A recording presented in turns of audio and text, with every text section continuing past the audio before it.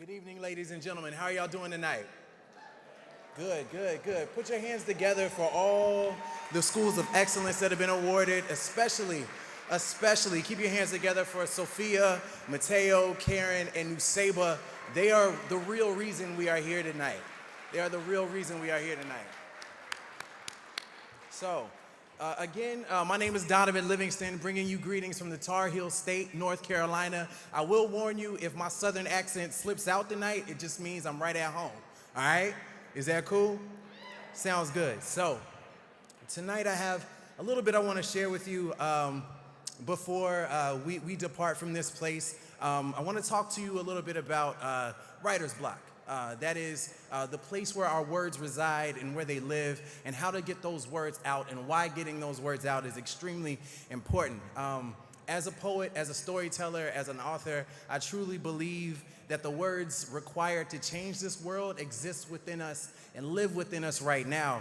And as teachers, parents, students, it's important that we are unapologetic in the way we share those words with the rest of humankind. So in getting into that, a little context about me. I used to work in an all-boys school in the Bronx, New York.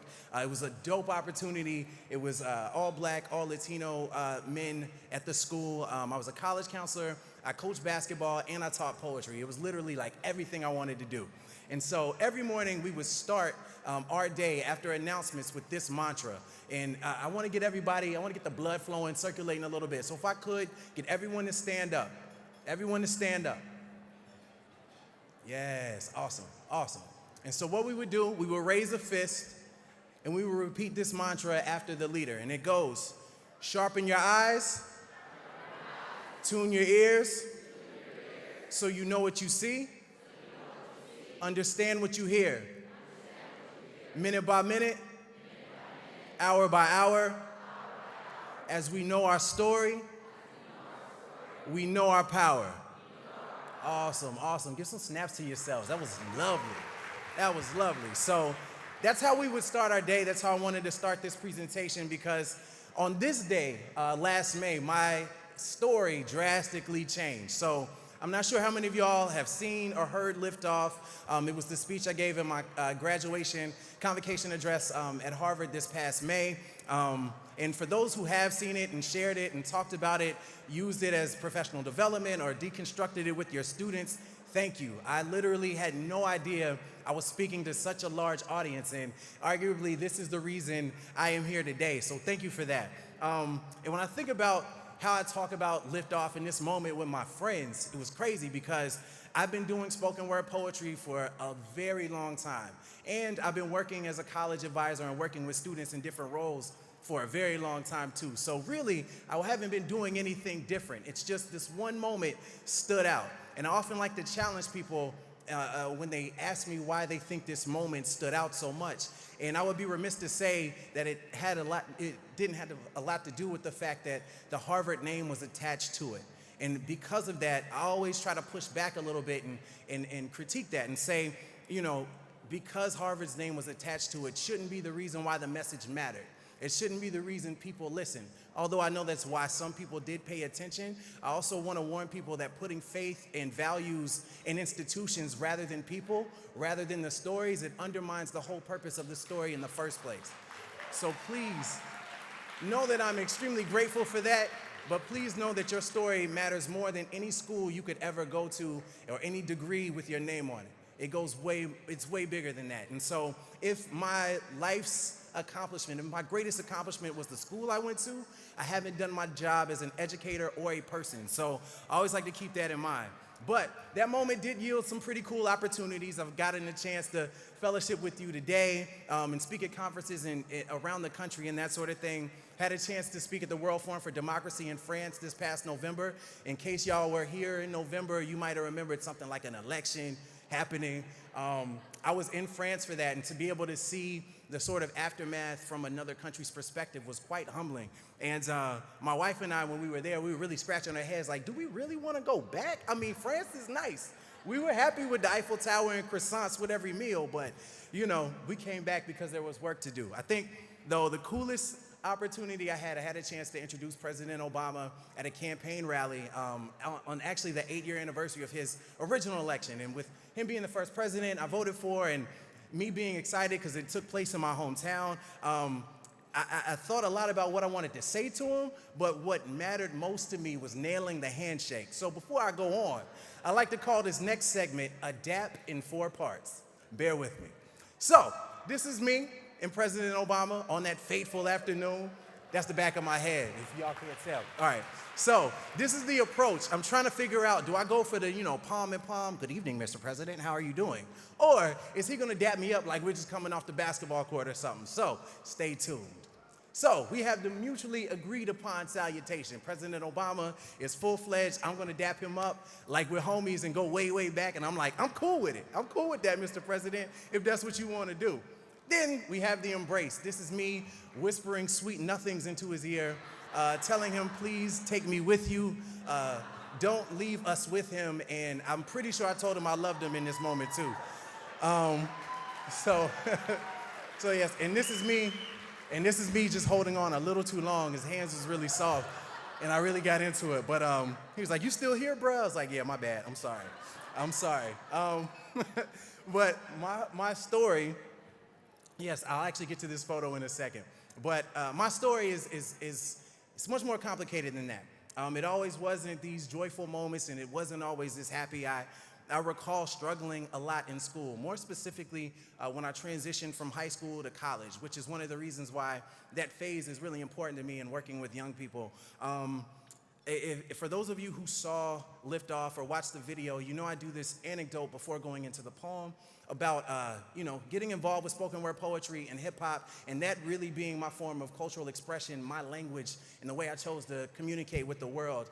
And I wanted to share in that spoken word, that tradition with my classmates at my high school graduation, because I was selected by my peers to speak.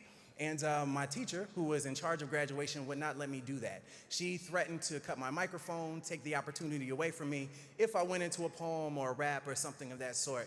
And although I didn't realize it in the moment, it was a significant moment of me being silenced. And not only that, I realized that the way I chose to see the world and communicate with it wasn't valued in academia. It wasn't valued in the classroom, and it wasn't valued by people who had the power to give me a grade, which really resonated with me in a negative way. And I suppressed a lot of the desire I had to go into and delve deeper into my new identity as a poet and an artist and a rapper and that sort of thing. But what really made the school I chose to go to, UNT Chapel Hill, stand out to me was the fact that they had a spoken word poetry group that was student-led and that students can join into when they went to college. And I was like, oh man, this is cool, because I get a chance to exercise a part of myself that I didn't get to in high school or any of the other grades I was in. So I saw that as an opportunity to expand on a part of my identity that I didn't know existed. But when I transitioned to college, I had what you would call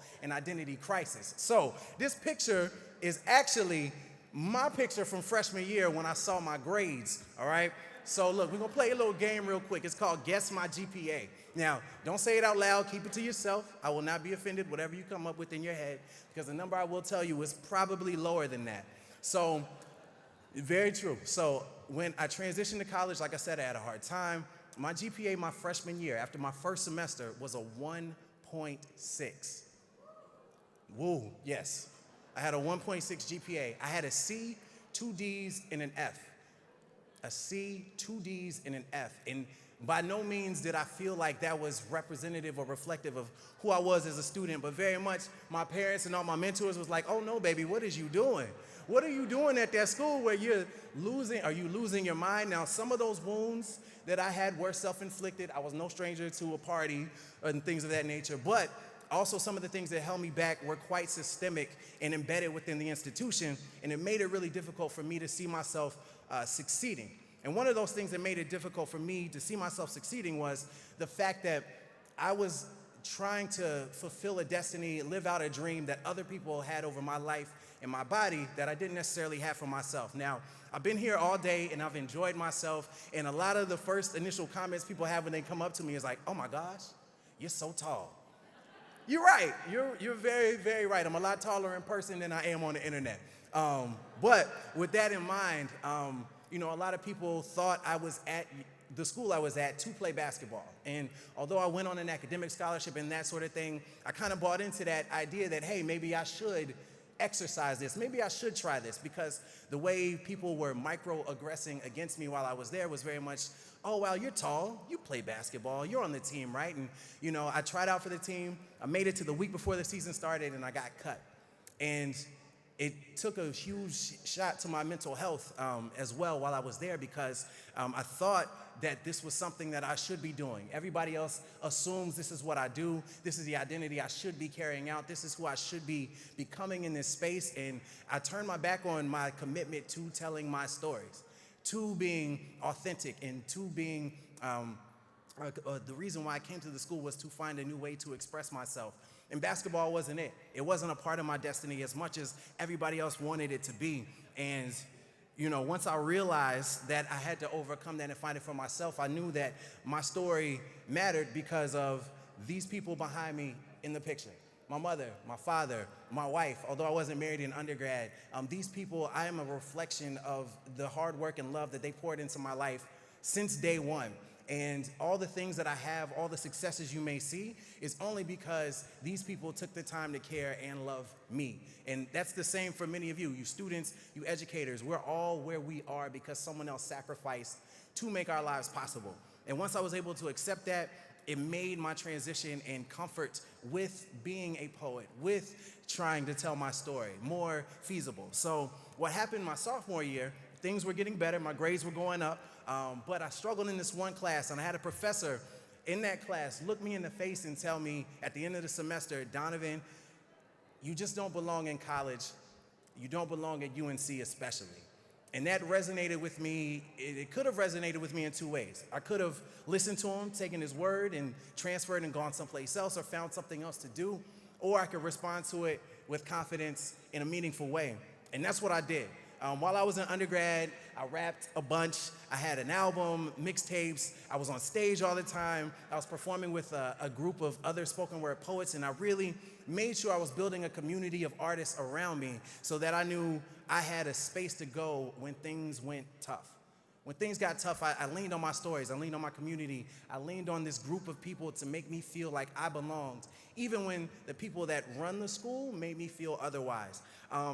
You know, in doing so, I acquired a sense of confidence, and that manifested in the classroom. I also became even more bold by inserting poetic analysis, poetry, hip-hop into my assignments, into everything that I did. So faculty knew that I was there not just for a reason, but I was there to express myself, whether they liked it or not.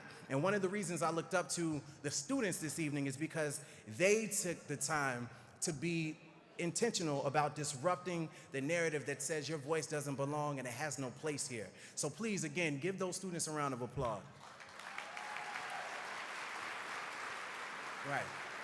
And so through my career in education, I made sure that I was creating spaces for students to find their voices as well. So this is photos of some of me and my students through the years. Like I said, I've been a college advisor. I work primarily with first-generation, low-income, underrepresented students, undocumented students who are in high school or who are hoping to go into higher education.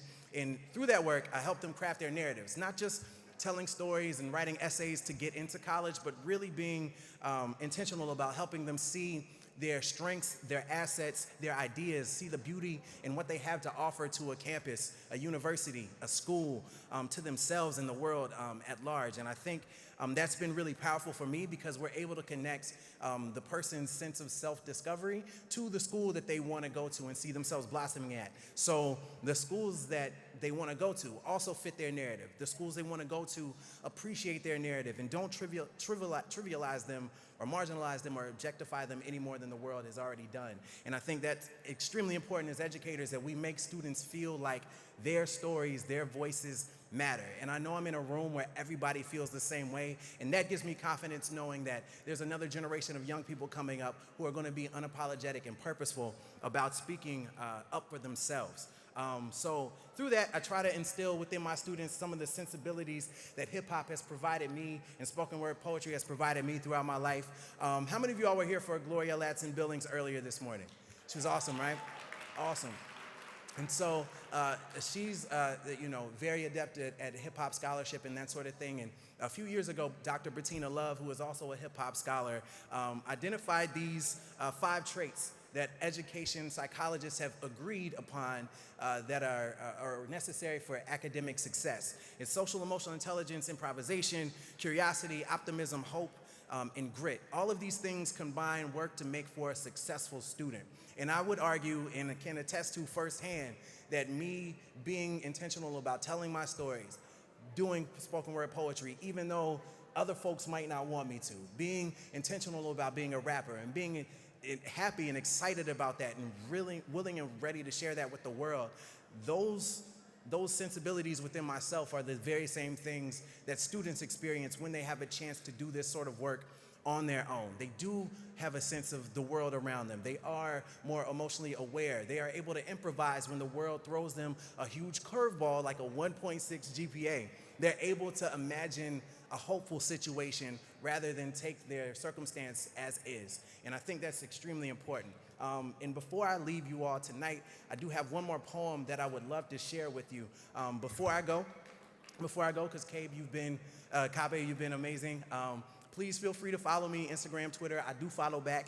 You check me out on Facebook, that sort of thing. Please keep in touch. I believe in building community and fostering community. So if there's anything or any way we could possibly collaborate in the future, please let me know. But the last piece I want to leave you with is entitled Note to Self, and it's definitely something that's given me hope in hopeless situations. So I hope it resonates with you in the same way. CABE, thank you so much for what you've done for me and what you're doing for students and families all over the state of California.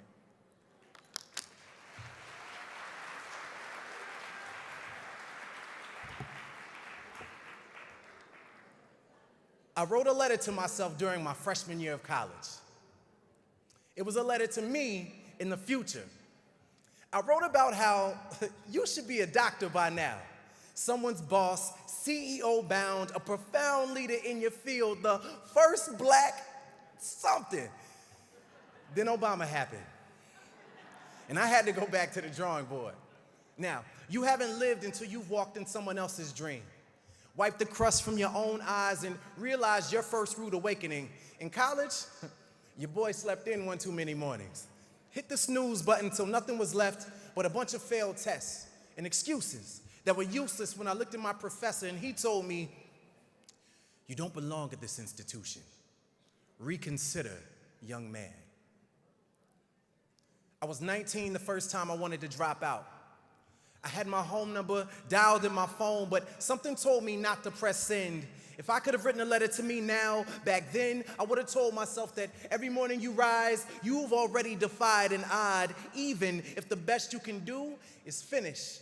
You've been given an opportunity to skew their data, tell them they were wrong about you. Every morning you rise, you do so with a renewed mind, and yes, sometimes it'll be harder than others. There'll be nights you won't forget, and nights you'll lament. You'll break a heart or two till a part of you feels lost. Like you've drifted so far from shore, you'll capsize in an ocean of your own tears. You try to drown your sorrows, barter your lungs for gills, because you feel like being submerged in temptation makes the most sense, but let it go. Because you were born to succeed swimmingly. Today, you'll do more than stay afloat. Instead of just keeping your head above water, you'll learn to harbor the dreams of your ancestors, back bent, picking cotton. That pain that shot through your lower lumbar was them knocking, reminding you that you have the right to bend over and leave no stone unturned. Too many times, you'll question your integrity, your intelligence, even your very presence at this school, but don't let it get to you. Selective hearing will be your most effective tool. Sure, there'll be days you'll feel like strange fruit hanging from the rim, a waste of height, but make no mistake, your goals were more than 10 feet high. Sometimes you have to remind yourself to shoot for the stars, because your problems are merely constellations, shimmering images of what made you beautiful, brilliant, a resilient representation of your mother, father, sister, brother, uncle, cousin, whatever village that raised you and gave you life. So turn your tassel without turning your back on the place that made you. Your name is not the only one on that diploma. So go forth and prosper, but work. You work until your GPA sounds less like a grade point average and more like God's purpose in action. All we have is faith, and I pray you step out. And I pray you step out daily, unafraid of becoming you, because life's a university. But the intuition is free. So spend your time like money and use it wisely, finding your voice. Sincerely, Mr. Livingston. Thank you.